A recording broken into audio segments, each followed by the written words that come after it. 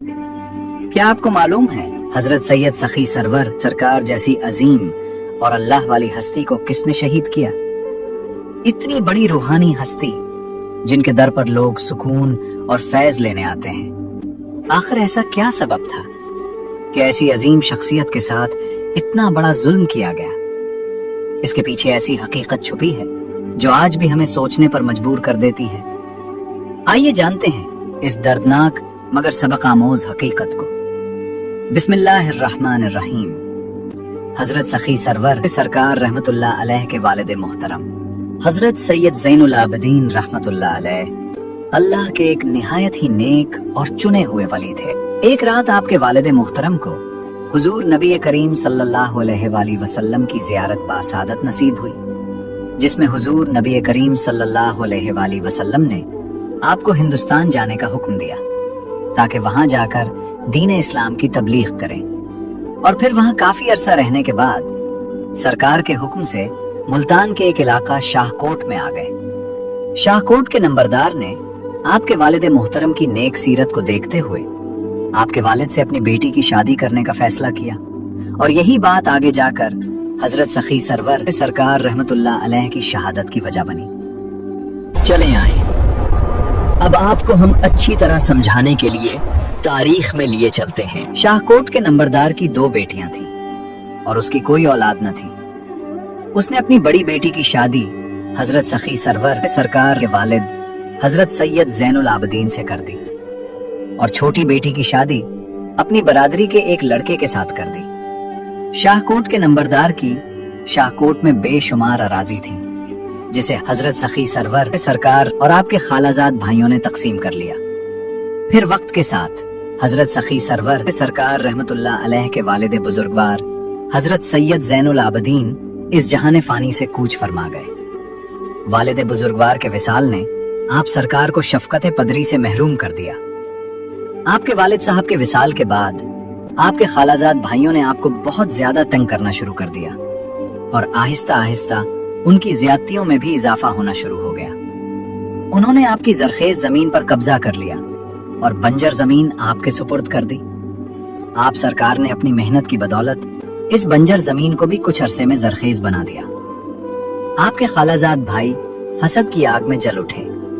वो चाहते थे कि किसी तरह सारी जमीन के मालिक वो खुद बन जाएं और हजरत सखी सरवर सरकार शाहकोट से चले जाएं। इनके जुल्मों में रोज बरोज इजाफे से आप परेशान हो गए।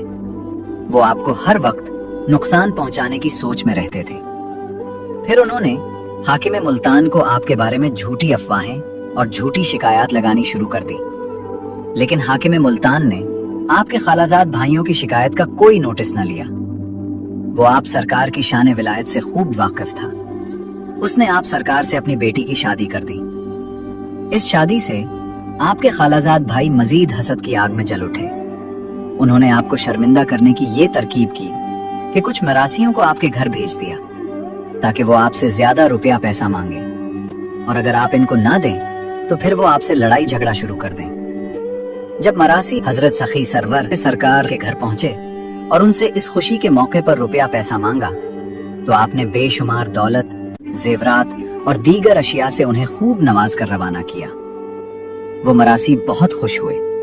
आपकी ये सखावत आपके खालाजाद भाइयों को और जला गई। शादी के कुछ अरसा बाद हजरत सखी सरकार के 2 भाई इस जहान फानी से कूच फरमा गए।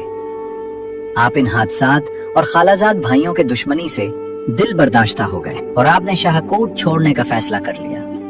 फिर आप बगदाद शरीफ हुजूर सैयद गौसे आजम दस्तगीर सरकार के पास चले गए। वहां से आपने इल्म और मार्फत सीखा और फिर वापस आकर दरियाए चनाब के किनारे बैठकर अपनी इबादत में मशगूल हो गए। फिर एक मर्तबा आपकी खिदमत में एक साइल आया।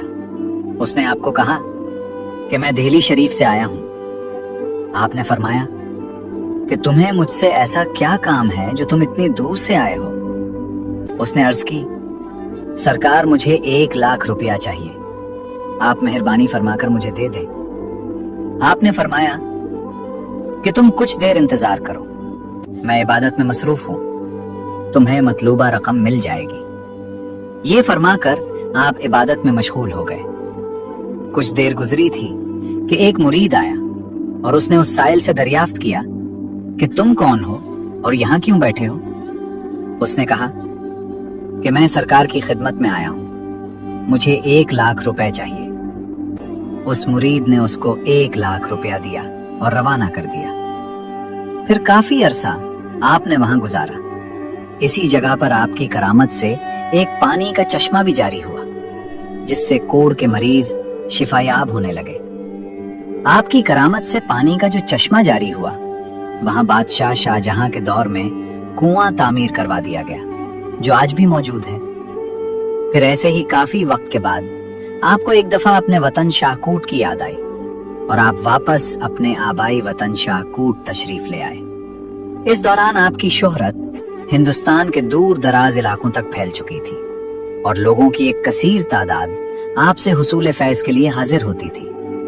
جب آپ شاہکوٹ پہنچے تو آپ کے خالہ زاد بھائی، جو آپ کے دشمن ہو چکے تھے، وہ آپ کی یہ شہرت دیکھ کر مزید حسد کی آگ میں جل اٹھے اور انہوں نے آپ کو تنگ کرنے کا کوئی موقع ہاتھ سے نہیں جانے دیا۔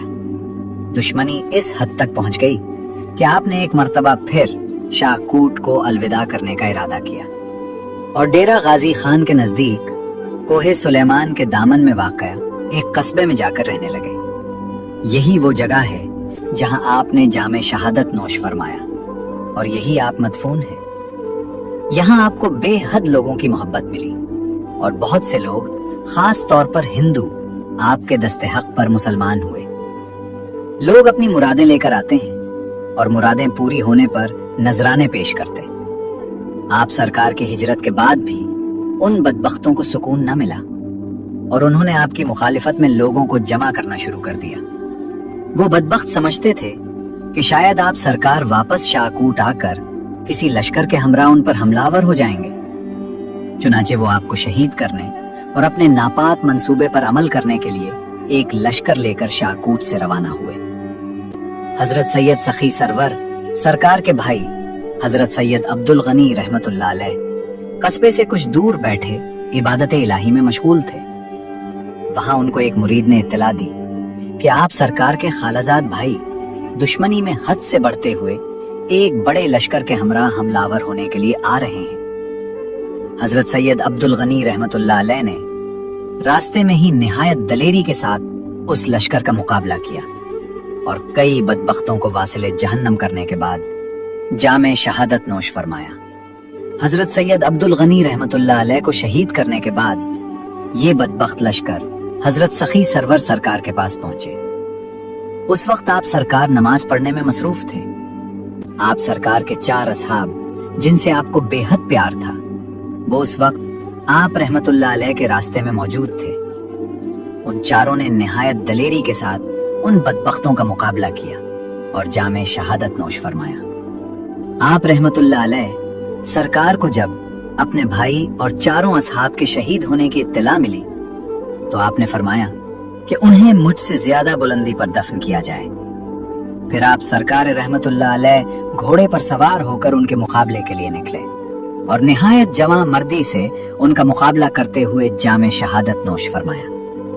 ان بدبختوں نے آپ سرکار کو شہید کرنے کے بعد نہایت بے دردی سے آپ کی زوجہ اور آپ کے بیٹے کو بھی شہید کر دیا۔ اللہ اکبر۔ حضرت سخی سرور سرکار رحمت اللہ علیہ نے 577 ہجری بے مطابق 1181 عیسوی کو جام شہادت نوش فرمایا۔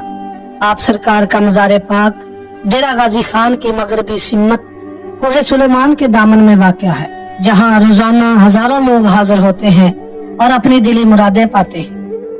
ہم نے خود وہاں جا کر سکون قلب اور دلی مراد کو پایا ہے۔ ہم آپ سب ناظرین سے بھی التماس کرتے ہیں کہ آپ بھی وہاں پر ضرور حاضری دیں اور سکون قلب جیسے عظیم روحانی فیض کو حاصل کریں۔ درود و سلام ہو آقا دو جہاں حضرت محمد مصطفیٰ سرکار صلی اللہ علیہ وآلہ وسلم اور آپ کی آل پاک پر۔ تو دوستو، اس واقعہ سے ہمیں یہ سبق ملتا ہے کہ دنیا کی دولت، زمین اور جائیداد سب یہی رہ جانے والی چیزیں ہیں۔ تاریخ گواہ ہے کہ وہ لوگ جنہوں نے صرف زمین کے چند ٹکڑوں کے لیے حضرت سخی سرور سرکار کے ساتھ ظلم کیا، آج ان کا نام و نشان تک مٹ چکا ہے۔ लेकिन हजरत सही सरवर सरकार और वो लोग जो हक, सच्चाई और अल्लाह ताला की इबादत में जिंदगी गुजार देते हैं, वही रहती दुनिया तक इज्जत और अजमत के साथ याद रखे जाते हैं। लिहाजा हमें भी चाहिए कि हम दुनियावी लालच की बजाय सच और हक का रास्ता इख्तियार करें, क्योंकि असल कामयाबी यही है। अगर आपको ये वीडियो पसंद आई हो तो इसे लाइक, कमेंट और अपने दोस्तों के साथ शेयर करें और हमारे चैनल को सब्सक्राइब करना ना भूलिएगा। अल्लाह हाफिज।